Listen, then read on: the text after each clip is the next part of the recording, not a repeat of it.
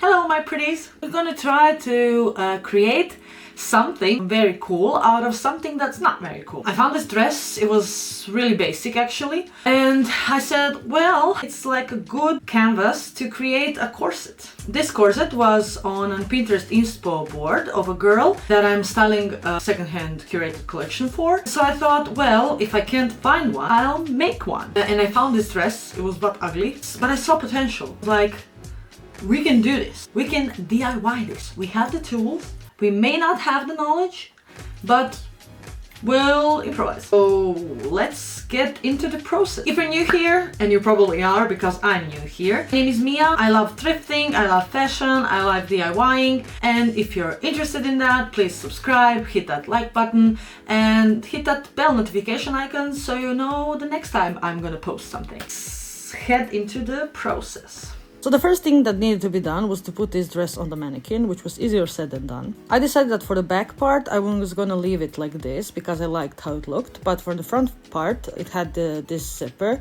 that I really didn't like, so I decided to remove it. But first I needed to cut this dress in half to make it into a corset. So let's get to the cutting. If you wanted to know how the back of my unwashed hair looks like, worry not, because I have expertly and not at all accidentally filmed it. You know how there are some people who can cut in a straight line, and then there are others who can't do it straight to save their life? Well, I'm a proud member of the non-straight people. Wait, that came out. No, actually, that's kind of true. Anyway, this is why I had to use white chalk to mark where I was gonna cut, so both sides look the same. I liked how this turned out, so I decided to stick with this shape, but the zipper had to go.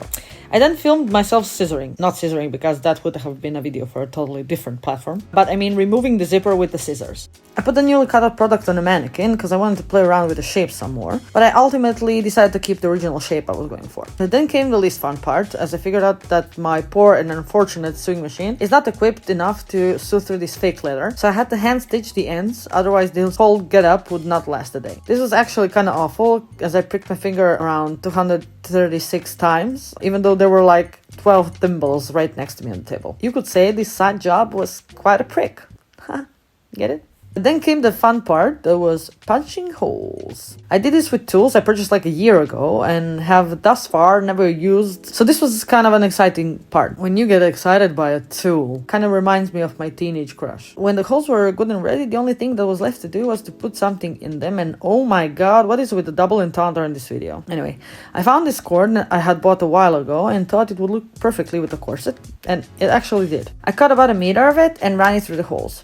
I'm quite pleased with how this all turned out. When I was completely finished, I wanted to play around with the shape some more to see if I can make it even better than it already was. I thought this butterfly effect looked kinda cool, but at this point I was so tired that I just left it like this. It would actually look kinda awesome, I think, on someone not built as a 12-year-old, but that didn't stop me from trying it on. So here we go. Here's me filming in the messy part of my bedroom, not actually prepared for filming. I love how this corset looks good, even with the grandma skirt I had on at that moment. The whole process lasted about 3 hours, out of which 2 were fun and 1 was excruciatingly boring, but all in all, it was a good spent afternoon. Okay, that was all. Hope you liked this video. Give it a like if you did. Let me know if you want to see more of the DIY projects that I'm doing. We always like small